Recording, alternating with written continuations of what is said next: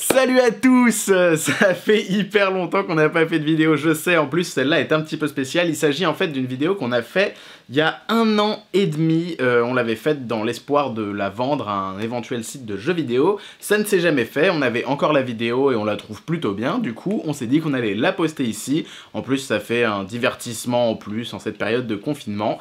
Je vous souhaite un bon visionnage. Bonjour à tous, chers fans de jeux vidéo. Si je vous montre ça, ça vous parle. Mais si je vous montre ça, ça vous parle moins. Alors déjà, qui es-tu et qu'est-ce que c'est que cette Wii U mal incrustée? Oui, alors c'est parce que comme beaucoup d'entre vous, je possède une Switch, mais pas de Wii U. Et pour ça, il y a des raisons. Marketing, pub ou communication, les raisons d'acheter un jeu sont nombreuses. Si vous pensez qu'un jeu marche ou ne marche pas seulement parce qu'il est bon ou mauvais, vous vous mettez le doigt dans l'œil. Nous c'est Julien et Arthur, et ensemble nous allons analyser le vaste univers du marketing dans le jeu vidéo. Et aujourd'hui, vous l'avez peut-être compris, on s'attaque à Nintendo.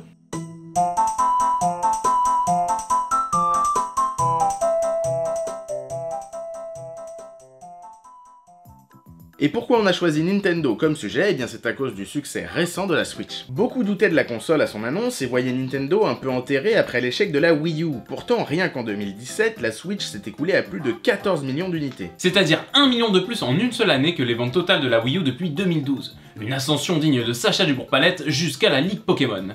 Et tiens, voilà une petite référence pop culture, c'est pour toi, c'est cadeau. C'est quand même bizarre qu'une console annoncée comme inutile à son annonce se vende aussi bien par rapport à sa grande sœur. Et pour comprendre le triomphe de la Switch, retournons en arrière et analysons l'échec de la Wii U. La Wii U donc arrive juste après la Wii, c'est-à-dire juste après le plus gros succès de Nintendo. On pourrait penser qu'il suffisait de surfer sur le succès de cette dernière, mais Nintendo s'est planté. Et il y avait pourtant quelques très bons arguments qui allaient avec cette console. Le line-up de départ était assez sympa, on peut citer New Super Mario Bros. U, Zombie U ou encore Nintendo Land. Mais la console jouissait aussi d'un gameplay asymétrique intrigant et surtout une rétrocompatibilité avec les jeux de la Wii. Un argument qui devait plaire aux 101 millions de propriétaires de Wii, ce qui n'est pas rien, vous en conviendrez. Alors du coup, pourquoi ça a bidé? En fait, le flop de la console peut beaucoup être imputé à la communication de Nintendo. Le gros point noir de celle-ci étant que personne ne comprenait vraiment ce qu'était la Wii U. Une Wii 2, une toute nouvelle console de salon, un simple accessoire, une console portable, bref. En effet, pour se démarquer, Wii U, c'était pas le meilleur choix. Ceci dit, c'est bien dans les gènes de Nintendo d'exploiter un nom et de le tordre dans tous les sens, comme DS, 3DS, Mario, Wario, ou encore Luigi, Waluigi. Enfin, ce dernier est un peu plus obscur. Non mais sans rire, on dirait qu'ils ont tout fait pour nous embrouiller. Non mais rien que le design, je veux dire celui de la Wii et celui de la Wii U, c'est exactement la même chose. Ça va jusqu'au sound design. Voici comment débute une pub d'un jeu Wii.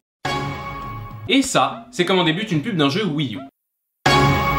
C'est pas étonnant que plein de gens se soient achetés des jeux de Wii U en pensant qu'ils seraient compatibles avec leur Wii. Les deux se ressemblent autant que les frères Bogdanov. Oui, alors sur ce point, j'aimerais qu'on évite toute vanne au sujet des frères Bogdanov. Ah oui, c'est vrai que t'as été leur homme de main il y a quelques années. Vous réunissez tous ces éléments et vous constatez alors que Nintendo a bien vite totalement abandonné sa machine. Très peu de sorties de jeux, un véritable désert, pas de prise de risque. On attend et on se projette déjà vers la prochaine génération, et ce, dès 2014. Au final, seule la 3DS, véritable console portable, maintient Big N en vie dans les 4 ans et demi de vie de la Wii U. Ah ça pour faire Pokémon Ultra Lune, Diamant, Perle de lait et Fleur de Pamplemousse, y a du monde, mais pour la Wii U, y a plus personne. Il fallait donc absolument remonter la pente avec la Switch, mais pas de panique, Nintendo l'avait déjà fait auparavant. Ce qu'on n'a pas précisé, c'est que la Wii était précédée de la GameCube, une console fort sympathique, mais qui n'a pas dépassé les 21 millions d'exemplaires vendus, ce qui est assez problématique quand on sait que ses concurrents directs, à savoir la Xbox et la PS2, se sont respectivement vendus à 24 millions pour la Xbox, Oh bah ça va. et 157 pour la PS2.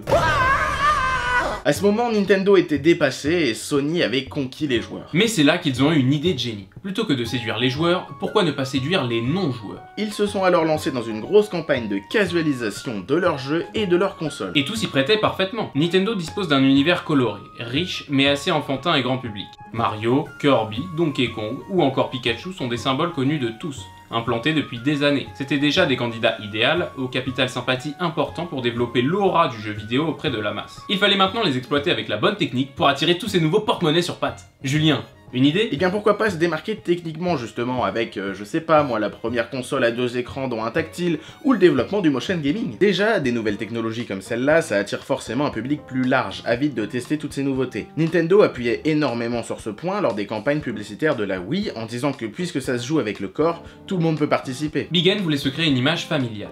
Ça passait par des jeux destinés à un public moins expérimenté, comme Nintendogs, le programme cérébral du Dr Kawashima, ou encore Wii Sport. mais ils l'ont aussi beaucoup mis en avant dans leurs pubs. Là où les concurrents proposaient des graphismes de plus en plus impressionnants, Nintendo a mis au premier plan les joueurs. On voit des familles s'amuser, les jeux vidéo sont plus seulement un divertissement, ils sont vecteurs de liens familiaux. Oui, puis aussi Nintendo a sorti les gros chèques et a cassé du beau monde pour vendre ses jeux. Je pense notamment aux sœurs Cruz, Lynn Renault ou Nicole Kidman. Montrer ces visages familiers et appréciés permettait aux parents et aux grands-parents de se visualiser en train de jouer. Ça cassait l'image des jeux vidéo qui n'étaient alors destinés qu'aux jeunes. Bon, en vrai, Nintendo avait déjà expérimenté depuis plusieurs années le jouer autrement. Dès les premières consoles de la firme japonaise, on recense des accessoires qui transforment votre expérience de jeu. On peut nommer les bongos de Donkey Konga sur GameCube, le zapper ou encore le powerpad sur NES. Pour la Wii, il ne restait plus qu'à s'appuyer sur les vedettes de Nintendo en les alliant au motion gaming.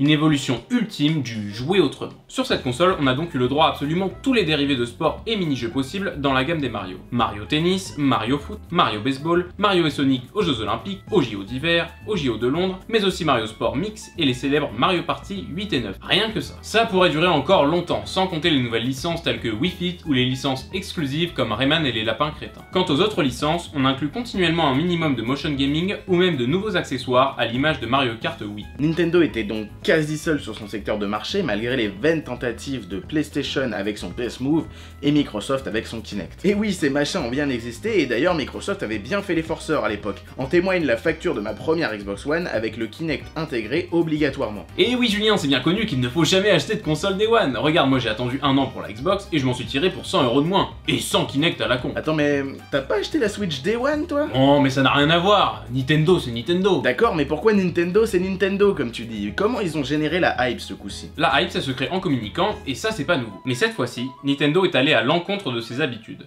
Plutôt que de viser le public casual, à savoir la famille, ils ont cette fois-ci ciblé les jeunes adultes. Parler aux jeunes adultes, c'est une très bonne idée parce qu'ils sont des leaders d'opinion, ce qui veut dire que si vous arrivez à les convaincre, ils diffuseront en masse leur opinion positive de votre jeu. Mais c'est une tranche d'âge relativement méfiante et sceptique qui ne possède pas encore un fort pouvoir d'achat et se montre donc prudente. C'est pour ça que Nintendo a dû assurer niveau communication. Cette fois-ci, pas question de réitérer les erreurs de la Wii U, le challenge c'était de faire comprendre au public l'intérêt des nouvelles fonctionnalités de la Switch. Déjà le nom Switch, c'était un bon début. On peut passer très rapidement d'une console de salon à une console portable, donc le terme Switch s'est adapté. Mais Big N a aussi eu la très bonne idée de montrer toutes les capacités de la console dans ses pubs. On y voit des jeunes adultes, tiens, comme par hasard, passer facilement d'un mode à l'autre pour aller dehors ou aux toilettes. C'est simple comme bonjour en vrai, il suffit de montrer des situations de tous les jours dans lesquelles on a besoin des spécificités de la console. Et pour ponctuer le tout, un nouveau sound design qui accompagne toutes les pubs de la console. Fini le... Et place au... Et rien qu'au son, on identifie ce bruit de clips qui évoque immédiatement l'aspect nomade de la console. Ça nous change de la Wii U dont la tablette disposait d'une portée risible. On comprend bien qu'on peut désormais jouer à la Switch de maintes et maintes façons. Ensuite, il faut parler des jeux. On retrouve sur la ligne de départ Zelda, ce qui jusqu'à présent est assez classique, comme Ocarina of Time 3D pour la 3DS et Twilight Princess pour la Wii. Mais cette fois, la série prend une tournure jamais vue. Un total renouveau pour le jeu, mais même de l'open world, avec des mécaniques relativement inédites.